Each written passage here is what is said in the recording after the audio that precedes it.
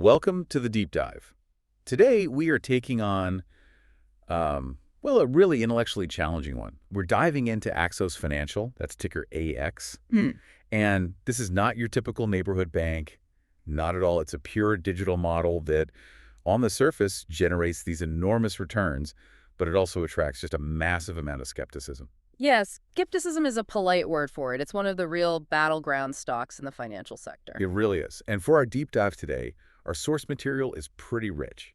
We've got their recent financial reports all the way up to the first quarter of 2026. And we're going to overlay those cold, hard numbers. Exactly. We're putting them right up against the explosive, headline-grabbing short seller attack that targeted the bank back in the middle of 2024. It's the perfect setup, really. You have the accusation, and now we have about 18 months of data to see what actually happened. And that gets us to the core paradox, the thing we really need to resolve for you, the learner, right at the top.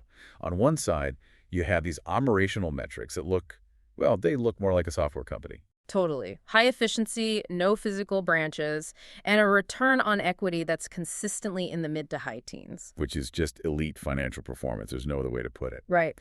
But then, on the other side, you have the critics, the short sellers, painting this picture of a black box. A black box masking aggressive, really high-risk lending, especially in these stressed-out corners of commercial real estate. And they're alleging that Axos is basically hiding its true credit exposure. So our mission today is forensic. That's the only word for it. We're going to conduct a side-by-side comparison. We'll look at the claims made against the bank versus the financial reality that's unfolded since. And the central question is this a misunderstood, high-quality compounding machine? Or is all that perceived risk actually justified? Because the entire investment thesis, when you boil it all down, it hinges on what we're calling the arbitrage of complexity. I like that phrase. The question is Axos successfully trading the market's fear of complexity for superior risk-adjusted returns? And is the market just failing to correctly price the structural protections they have in their loan book? And that idea of arbitrage is so critical, especially when you look at the environment we're in. We are deep into a higher for longer interest rate world. Yeah. And while that definitely puts a lot of stress on real estate and demands really careful underwriting, it also inherently benefits a bank like Axos that has substantial asset sensitivity. Okay, let's unpack that term for a second. Asset sensitivity. What does that mean for you if you're not a banking analyst? It just means their loan book is heavily weighted toward variable rate loans. So when the Federal Reserve hikes interest rates, yeah, the bank's own funding costs might go up a little. Sure. But the interest rate they charge on, something like 90% of their loans, that rises almost immediately, and that generates just immense, rapid profitability. It's like a direct pipeline from the Fed's decisions to their bottom line.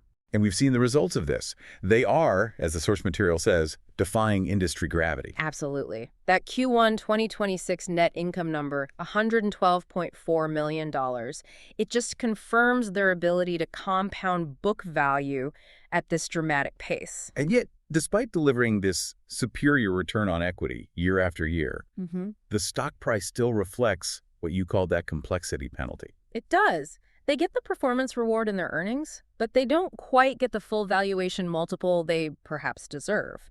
The market is still deeply suspicious of how they're generating those high returns. Okay, so let's start there. Let's unpack the foundation of that superior performance. We have to begin with their structural cost advantage, what they brand as the Universal Digital Bank, or UDB. Yeah, and this isn't just some marketing slogan. This is the source code for their entire business model. Their margin of safety. Exactly. So when we look at banks, probably the single most important operational metric is the efficiency ratio. For those who are newer to this concept, what's a simple way to think about it? The simplest way is to ask, how many dollars of overhead, non-interest expense, does a bank have to spend to earn a single dollar of revenue? So lower is better. Lower is always better. It tells you how lean the operation is. And this is where Axos just completely separates itself from the pack.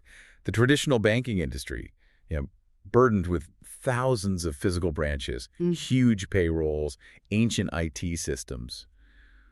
What's a typical number for them? You're usually looking at an efficiency ratio somewhere between 55% and 65%.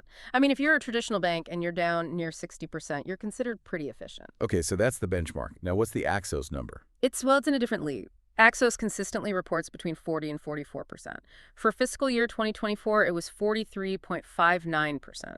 Let's just pause on that for a second. That delta, You're talking about a 15, maybe even 20 percentage point gap. That's not just an edge. That's a fundamental structural advantage. It's monumental, and the why behind it is incredibly simple. It's entirely structural. Branches. Exactly. Zero physical branches.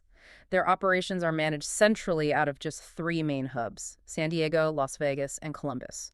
Not hundreds of expensive, customer-facing retail locations. So they've eliminated the single biggest non-interest expense that just clogs up the income statements of all their peers. That's it. Occupancy and equipment costs, poof, gone. So let's talk about the strategic implication of that 15 to 20 point margin. That operational leverage gives Axos a couple of massive financial cushions that let them be aggressive where others can't. Yes, and the first cushion is on the funding side. Their cost of deposits, right? Right. They can afford to pay more for deposits. I mean, they could pay 50 or even 100 basis points more than a competitor. And still be more profitable. And still maintain a superior net interest margin and profitability. Just because their cost structure is so incredibly low, they can win the rate war on deposits and still make more money. Okay, and the second cushion, and this is so critical when we get to the short report, is credit losses. This is their defensive mode against all those black box accusations. Think about it. Because their operational costs are, say, 15% lower than the average bank, they can structurally absorb credit losses at a higher rate. And still come out ahead? And still generate a superior return on assets. If the average bank loses 50 basis points on bad loans and Axos loses 70, well, Axos is likely still the more profitable bank because they save 200 basis points by not having branches. It fundamentally changes the entire risk equation. It does, and that is the primary driver of the shareholder value they've created. So that branchless model is clearly the foundation. But the speed and capability of a purely digital bank has to rely on more than just avoiding real estate costs. It's got to be about the tech. Oh, absolutely. You know, most regional banks are kind of stuck in this oligopoly, right? They're totally beholden to these big core processors like FIS and Pfizer. Yeah, they're basically renting their technology stack, which makes it really hard to innovate quickly. But Axos went a different route. They developed huge portions of their middleware in-house. Now, that sounds great for customization, but isn't that also a massive upfront investment? And a risk if the tech gets old fast.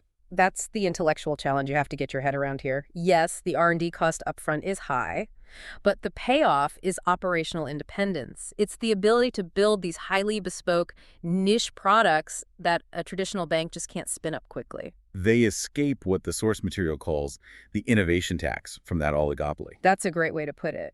And the result of that freedom is the creation of these incredibly sticky niche moats.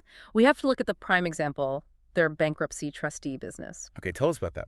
Axos developed custom cash management software specifically designed for Chapter 7 bankruptcy trustees.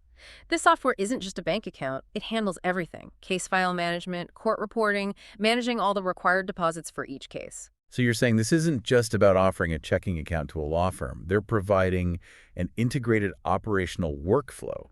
It's a mission-critical utility for them. Precisely. And that integration creates these incredibly high switching costs that are far more effective than any physical branch could ever be. I see. Axos now holds something like 40% market share of all U.S. Chapter 7 trustee deposits. 40%. That's huge. It's a dominant position.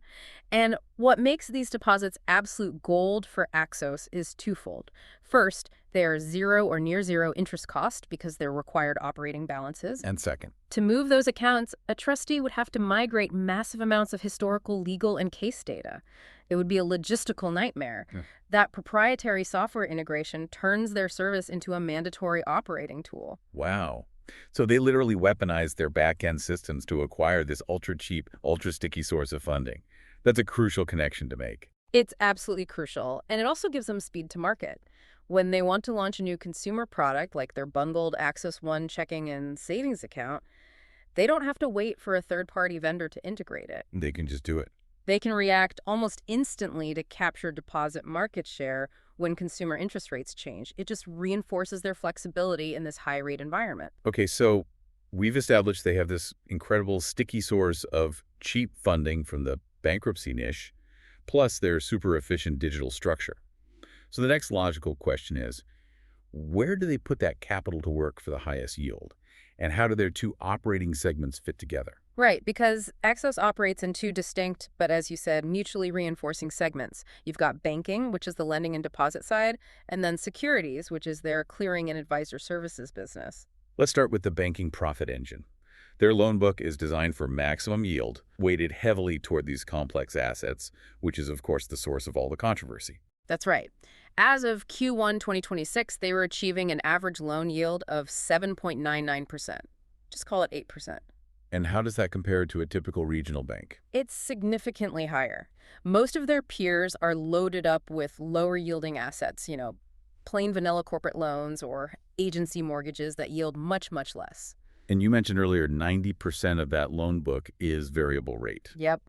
And that aggressive asset sensitivity is what has allowed their net interest margin, the ANIA, which is just the spread between what they earn on loans and what they pay for funding, to sit around a whopping 4.75%. 4.75. That's a massive number in banking. It really shows that UDB model meeting this high-rate environment head-on. It's a perfect storm for profitability, structurally speaking. Okay, so if the banking segment provides the high yield, then the security segment with its, $43 billion in assets under custody, that's the sophisticated funding engine. How does that business provide value beyond just generating clearing fees? The primary value is proprietary, low-cost liquidity. It's a funding machine. Broker-dealers and registered investment advisors, RIAs, they use Axos Clearing for custody services. Right. And in the process, their clients hold significant cash balances in sweep accounts. It's just idle cash waiting to be invested. Axos captures that cash. And uses it to fund their own high-yield loans. Exactly. They internalize the interest earned on those accounts and deploy that cash into their own 8% loan book. It's this beautiful, self-contained, low-cost funding ecosystem. And this also helps them hedge against a major risk in the industry right now, which is cash sorting. A huge risk. When interest rates rise as aggressively as they have, wealth management clients get smarter. They start sorting their cash, moving it out of those low-interest sweep accounts and into high-yielding money market funds. Which drains the cheap deposit base of the banks. It can be a massive outflow. So how does Axos offset that? They just have to keep growing the top line. That's it. They do it by continuously winning new custody mandates and growing their total assets under custody. So even if the cash per account drops because of sorting, by rapidly adding new broker-dealer and RIA clients, they keep the total volume of those low-cost deposits flowing in. It's a volume game. It's a volume game fueled by aggressive customer acquisition in the securities business, which is constantly feeding the high-yield appetite of the banking business. Okay, we've laid out the operational brilliance in the funding engine. Now we have to confront the risk, the thing the market remains completely fixated on. This high yield comes with complexity, and that complexity became the absolute focus of the headline drama. Yeah. The June 2024 short report from Hindenburg Research. For so many people, especially those just tuning into the regional banking world, this short report is their primary frame of reference for Axos. And this is where it gets really interesting, because now we can actually judge those allegations with 18 months of post-attack data. And Hindenburg's thesis was incredibly effective. You have to give them that. Yeah. It was effective because it zeroed in on the counter-cyclical moves Axos was making at a time when pretty much every other bank was running for the hills. They were zigging when everyone else was zagging. Exactly. And the first major red flag they raised was this explosion of commercial real estate exposure, CRE. They pointed out that Axos's exposure had swelled to $9.9 billion, representing a majority 53% of their entire loan book. And this was happening in a rising rate environment when office buildings were facing this structural work-from-home decline. It just looked reckless. It looked completely counterintuitive to prudent banking, and they didn't just use abstract numbers. They provided these compelling, specific examples to illustrate the danger. Right. They named names. They cited the Six, which was a $105 million loan on a Manhattan office building with extremely low occupancy. The poster child for CRE risk. Totally. And then there was the 960 Franklin Avenue stalled development site in Brooklyn, which was facing all these severe regulatory and zoning headwinds. They used these as Exhibit A and B for what they called poorly collateralized bets. They also went after the character of some of the borrowers, suggesting that management was willing to deal with individuals that maybe the rest of the banking world would avoid, which implies lax risk oversight.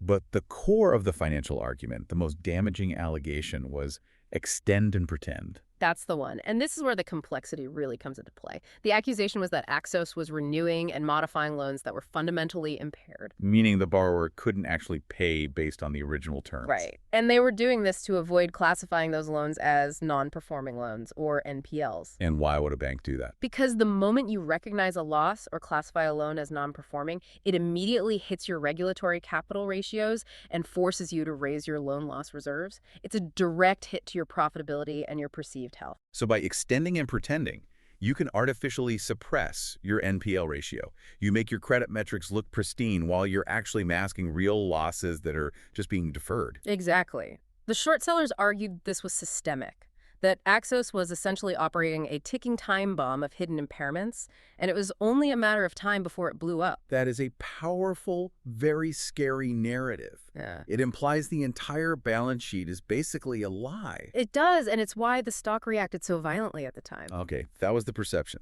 Now let's pivot and provide the structural rebuttal using the forensic data we have now. In banking, the ultimate truth is always seniority and collateral. So why is that $9.9 billion headline CRE number structurally misleading? It's misleading because CRE risk is not about the dollar volume. It's about your position in the capital stack. And this is the crucial nuance that the short report, I think, failed to fully appreciate. Axos typically holds the senior A note in these complex deals. Okay, break that down for us, the capital stack. Imagine the financing of a big property as a layer cake of risk. The developer's own equity is the very bottom layer. It's the first to get wiped out if things go wrong. Okay. Then above that, you have layers of highly risky mezzanine debt, B notes, C notes. And then, way up at the very top, the safest part of the cake, is the senior A note. That's what Axos holds. They get paid first, and they must be wiped out last. So for Axos to lose a single dollar of their principal, what kind of property value collapse are we talking about? A catastrophic one. I mean, they maintain an exceptionally low leverage point. The weighted average loan to value, or LTV, for their CRE specialty portfolio was only 43% as of Q1 2026. 43%. So that means 57 cents of every dollar of property value is somebody else's money below them? It's the borrower's equity and all that subordinate debt. So think about that. If Axos has only lent 43 cents on the dollar, the property value would need to fall by 57% from, say, $100 million all the way down to $43 million before Axos even begins to lose their principal. The risk is immense for the junior lenders and the equity holders, but it's structurally mitigated for Axos. Hugely mitigated. But if the LTV is that low and they're structurally so safe, why does the market still have this complexity penalty?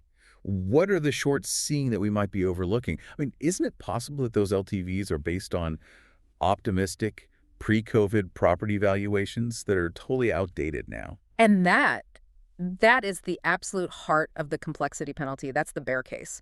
The market is basically saying, we don't trust your appraisal values from 2 years ago, and we don't trust that this perfect structure will hold up in court during a wave of bankruptcies. So Axos is asking the market to just trust their proprietary underwriting. That's why the discount persists. But the structural defense on paper is incredibly strong, and there's another layer to it. Let's look at the borrower structure.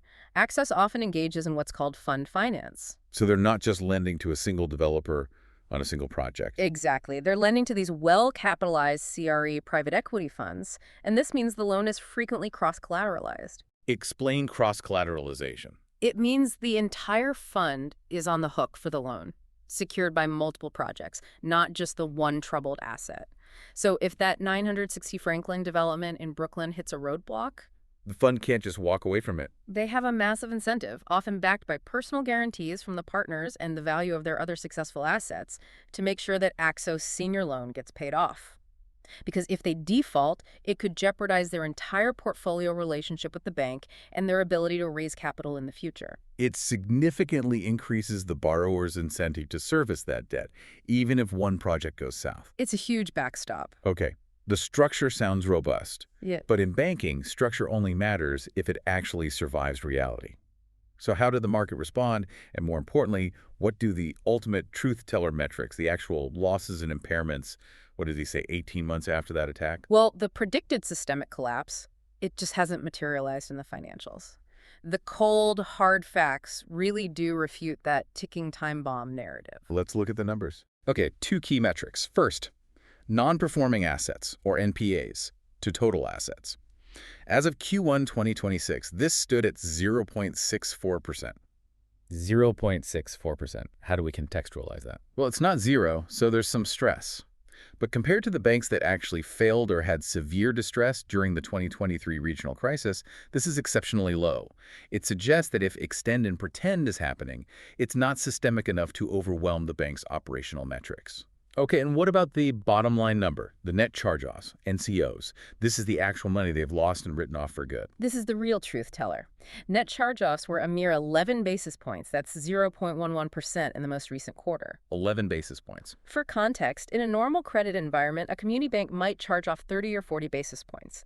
A financial crisis can push that well above 100 basis points. Axos's NCOs are just not signaling systemic stress. If they were hiding billions in losses, this is the metric that would be spiking through the roof. And what about those specific headline-grabbing assets? Did the 6 and 960 Franklin end up blowing up the bank? No. According to management, the 6 loan, that infamous Manhattan office building, is actually performing. And the sponsor has paid down some of the principal, which shows an ongoing commitment to the project. So it didn't default. It didn't. And the 960 Franklin development loan is reportedly well secured by the land value and strong personal guarantees. The specific examples that were used to illustrate catastrophic failure have been managed without a major loss of principal to Axos. So the key takeaway here for you, the learner, isn't that Hindenburg was wrong to look for risk. They were absolutely right to identify the concentration, but that they fundamentally underestimated the mechanism of protection. That's the analytical conclusion. They saw high concentration and just assumed it meant high risk. They failed to fully account for the low LTVs and the priority of that senior A-note position. Axos deliberately seeks out that complexity because it can charge a premium yield for it. Right. But they employ these structural mitigant seniority, low leverage fund finance structures to offset that complexity. The bank is operating on a significantly tighter risk profile than that headline concentration number would suggest. So given all that intense market scrutiny and the volatility that comes with their CRE concentration, management is now actively implementing a strategic pivot. They're trying to de-risk the balance sheet. Right, while at the same time using their massive profitability to maximize shareholder returns through a really aggressive capital allocation strategy. It's a two-pronged approach. So this strategic transformation is about moving Axos from being just a mortgage plus CRE lender to becoming a diversified commercial powerhouse. And that means intentionally reducing their reliance on those controversial real estate sectors. And the most concrete evidence of this pivot is the acquisition of Verdant Commercial Capital in September of 2025. So tell us about Verdant. Why does it fit so perfectly into Axos's high-yield, high-efficiency model? Verdant was acquired for a pretty modest sum, about $43.5 million. And it's an equipment leasing specialist. They focus on financing essential use equipment. Things like industrial machinery, transportation fleets, specialty vehicles, technology hardware. Okay, and that's a textbook move for diversification. It's perfect. First, you get granularity. Equipment leases are small on average. They range from, say, $50,000 up to $2 million. This immediately dilutes that concentration risk. So instead of being exposed to $100 million office building, they now have 50 different $2 million leases on 50 different pieces of machinery. If one of those defaults, it's a single contained loss. It's not a systemic threat to the bank. granularity is the polar opposite of concentration risk. Okay, what about the yield profile? Is it attractive? The yields are excellent. Equipment finance often yields 8 to 9.5%, sometimes even higher. It reflects the bespoke nature of the underwriting and the shorter-term nature of the asset. So this provides an immediate, high-quality, and high-yield place to put all that low-cost deposit money they're constantly generating. The acquisition is pure arbitrage. Axos takes capital that might otherwise be sitting around earning 5% in cash or short-term treasuries and immediately deploys it into these 8+% yielding assets with physical, identifiable collateral. And what's the expected impact on the bottom line? Management expects it to be immediately accretive. They're guiding for it to boost earnings per share by 2 to 3% in fiscal 26, and then accelerating to 5 to 6% in fiscal 27. This move really signals a strong commitment to moving away from that black box CRE label and into a more granular, more easily understood commercial asset class. Okay, let's shift over to the capital management side of things. Axos is hugely profitable, generating 16 to 17% return on equity. So how do they return that massive profit pool back to their shareholders? They use what the source material calls a cannibal capital allocation strategy. I love that term. It's so descriptive. It really is. And the foundational pillar of this strategy is their zero dividend policy. They pay absolutely zero dividends. Which is almost unheard of for a profitable bank. They channel 100% of their free cash flow into organic growth and, most critically, into these aggressive share buybacks. Now, that zero dividend, aggressive buyback approach, it's a huge signal of management's conviction, but it's such a radical outlier among regional banks. How common is that? It is extremely uncommon in the banking sector. That sector traditionally attracts income-oriented investors who demand a quarterly dividend check. Axos's approach is a high-conviction growth strategy you'd normally associate with a high-growth tech company, not a bank. So what's the logic behind it? The logic is just brutal, simple math, and it demonstrates management's conviction that their own stock is perpetually undervalued. When you're generating a 16 to 17% ROE, and your stock is trading at 8 to 10 times earnings, which means you have an earnings yield of 10 to 12.5%, buying back your own shares is mathematically the best possible return they can find anywhere. Better than making a new loan. Better than almost anything. Every single dollar they spend on buybacks immediately compounds value for the remaining shareholders faster than almost any other investment option available to them. And their execution really reflects this conviction. They were actively buying the dip, especially after the Hindenburg attack in mid-2024. And then in December 2025, they authorized another $100 million for repurchases. And this strategy has this powerful compounding mechanical effect. It boosts earnings per share, the EPS, just because the number of shares outstanding is constantly shrinking. Right. But more importantly, it has allowed their book value per share, which is the true measure of a bank's intrinsic worth, to compound at this astounding rate, often over 18% annually since fiscal year 2015. 18%. Yeah, and that's the difference between an average bank and a high-octane growth compounder. This cannibal approach forces the market to eventually, someday, recognize that underlying compounding rate. Okay, before we jump to valuation, we have to talk about the foundation that supports all this aggressive growth, and that's the stability of their deposit franchise. While the asset side is complex and volatile, the liability side has to be a fortress. It has to be. And it is. The deposit franchise has proven to be incredibly robust. As of Q1 2026, total deposits were $22.3 billion, and they were growing rapidly at an annualized rate of 27.6%. That growth is key to funding all those high-yield assets. But it's the composition that really matters for stability. The composition is everything. They have two main types. One, you have the consumer direct deposits, which is about $11.6 billion, and those are high beta, they're rate sensitive. People will move that money for a better rate. And the other, more crucial bucket, the fiduciary and specialty deposits. And this bucket includes those incredibly sticky, near-zero interest cost bankruptcy trustee deposits we talked about earlier. And this is where the comparison to the 2023 bank failures like Silicon Valley Bank, SVB, becomes so important. What protects Axos from the kind of rapid bank run we saw with SVB? It's the percentage of insured deposits. That's the answer.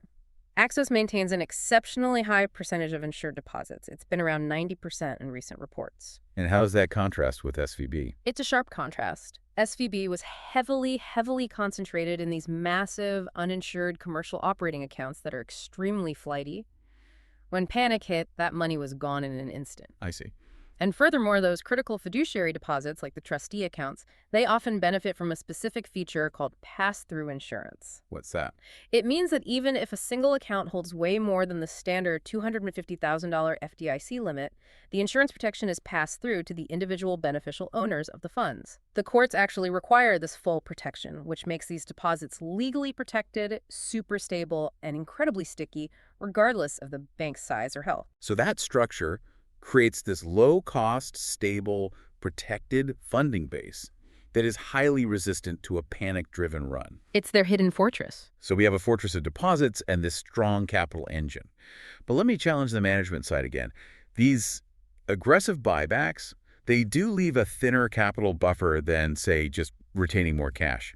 What happens if a severe, unexpected recession hits and that CRE book starts to genuinely crack? And that is the acknowledged risk of this philosophy. You're right. They are maximizing efficiency, but they are not hoarding capital for a rainy day. So what's their move in a crisis? Well, if a severe credit event occurs, they can't simply cut a dividend to preserve capital because they don't pay one. They would be immediately forced to halt their buyback program, which would signal distress to the market. Or, in the worst-case scenario, they'd have to raise equity at a distressed valuation, which would just destroy shareholder value. But how are their regulatory capital ratios right now? They're strong. Their CET1 ratio, which is the core measure of capital health, remains consistently above 10%. And that places them firmly in the well-capitalized category by all regulatory standards. The risk is managed, but it's certainly present, as aggressive leverage always is. Okay, we've covered the structural brilliance, the credit structure, the aggressive capital engine. Let's shift our focus now entirely to you, the listener. So what does all this mean for the valuation of Axos Financial right now, trading at this intersection of fintech efficiency and banking complexity? Yeah, we have to anchor the valuation in context. Axos trades like a bank, but as we've said, it performs like a high-growth fintech. So we have to compare them to other high-performing niche regional banks. Who are the right peers? So Axos currently trades at a forward price-to-earnings, or PE, ratio of about 11.5x, and a price-to-tangible book value, PTVV, of around 1.x. Okay. Now, compare that to some peers who also focus on complex niches. Bank OZK, another well-respected niche lender, is around 8.0x PE and 1.1x PTBV. Western Alliance, a survivor of that 2023 crisis, is around 9.5x PE and 1.3x PTBV. So Axos commands a measurable and sustained premium over its high-quality peers.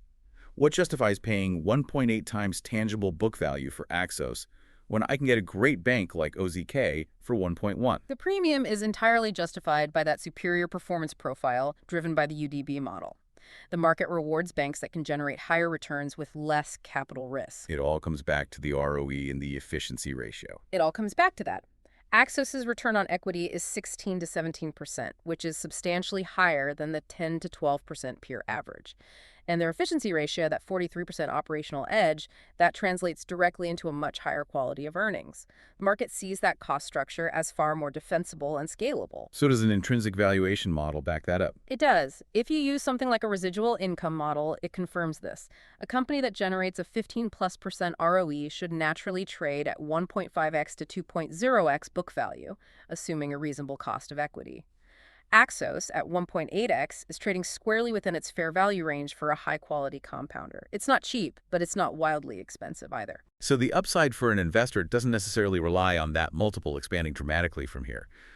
Where does the profit come from then? It comes from the continuous massive growth of the book value per share. That's the engine. Because they retain 100% of their high ROE earnings and they aggressively buy back their own stock, that book value per share is compounding at nearly 20% annually. Wow. So even if the market continues to apply that same 1.8x multiple forever, the stock price will structurally track that nearly 20% annual book value growth.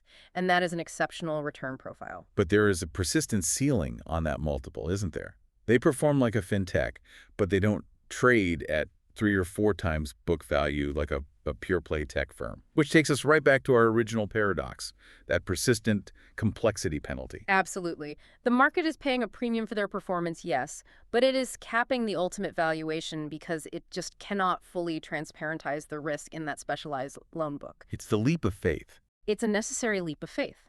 The complexity of private credit, the fund structures, the proprietary nature of their CRE underwriting, the market demands a discount for that opacity. And it makes it hard for analysts to model. It really does. It requires a manual forensic underwriting approach, and that difficulty contributes to the skepticism. Until Axos achieves a level of scale and transparency that satisfies the largest institutional investors, which might take several more years of pristine credit performance, that complexity penalty is probably going to persist, keeping the multiple lower than a simple, easily understood consumer bank. So investors are essentially betting that management's execution will just continue to defy the market's fears about the complexity. That is precisely the bet. They are betting that the arbitrage is real, that the high yields they receive more than offset the perceived credit risk, and that their operational efficiency provides an almost insurmountable cushion against any inevitable low-level credit stress. Okay, let's wrap this all up by clearly identifying the true risks that you, the learner should be closely monitoring. Despite the excellent performance post-Hindenburg, where does the real downside risks still reside? The single biggest risk, and it hasn't gone away, is credit tail risk in that commercial real estate portfolio. While the LTVs are low at 43%, those cushions can be breached. In a black swan event. In a systemic black swan event, yes. An economic collapse that leads to a true, widespread 60+% property value collapse in major cities that would wipe out the equity and subordinate debt layers, and it would expose Axos's principal. The risk is managed by their structure, but is not eliminated by it. And the second major risk goes right back to the short report: complexity and trust. Yes. The market has to trust management's view of their collateral valuations and their proactive management of impaired loans. If the short sellers were right about aggressive accounting or optimistic appraisals, and a future audit forces a massive reserve build, the stock would face a severe crisis of confidence. And finally, the risk to the valuation itself: erosion of profitability. Right. Axos's premium valuation is entirely dependent on them sustaining that 16 to 17% ROE. And that ROE rests on two very fragile pillars: historically low credit losses and a very wide net interest margin. Both of which it could change. They could. If credit losses normalize, if NCOs rise from 0.11% to, say, a more normal 0.50% because of a general economic slowdown, or if their NIM compresses significantly because they have to pay higher deposit rates for a sustained period, that ROE would contract sharply. And a contracting ROE means the market would no longer justify a 1.8x tangible book multiple. The stock would face a severe multiple contraction, erasing shareholder value even if the bank remains perfectly solvent. For me, a critical monitoring metric for anyone invested in this story is simple. You have to watch the quarterly NPA and NCO metrics like a hawk. That's the canary in the coal mine. Absolutely. Any sustained spike in their charge-offs above, say, 30 or 40 basis points would be the immediate signal that the structural protections on the CRE book are failing, and that would necessitate an immediate reevaluation of the entire thesis. It's the ultimate test of management's underwriting discipline. So to summarize the conclusion of our forensic analysis, Axos Financial is a rare beast in the banking world. It has successfully arbitrated the complexity of its specialized high-yield lending against the almost unbeatable cost efficiency of its digital operations. It's truly a show-me stock that has, well, repeatedly shown up. It really has. It survived an intense short attack, a regional bank crisis, and a sharp rate hike cycle, and it's emerged stronger and more profitable each time. Our verdict aligns with the performance data. This appears to be a high-quality, long-term compounder, but it's suitable for growth-oriented investors who understand and can tolerate higher volatility and the inevitable headline risk that comes with specializing in these complex, misunderstood niches. As long as that engine keeps running smoothly. It's exactly. The operational efficiency engine fuels the high-yield credit engine, and so long as management maintains their discipline and those credit losses remain contained, that book value compounding should continue to drive returns. And this leads us to our final provocative thought for you, the learner. It's something to mull over that extends beyond just Axos itself. Okay. We've demonstrated how Axos used proprietary software integration to lock in customers, like those Chapter 7 bankruptcy trustees, by embedding itself into their critical workflow, effectively making the bank a required operational utility. Right. And this raises a really important question for the entire financial industry. In the digital age, is a bank's true competitive moat no longer its expensive physical branch network or even its sheer size, but its singular ability to build bespoke software that fully integrates and embeds it into a customer's specific operational needs? Are the highest switching costs now found not in physical location, but in the seamless proprietary technology utility a bank provides? Exactly. Consider how that shift fundamentally redefines what a bank's defensibility truly is in the 21st century.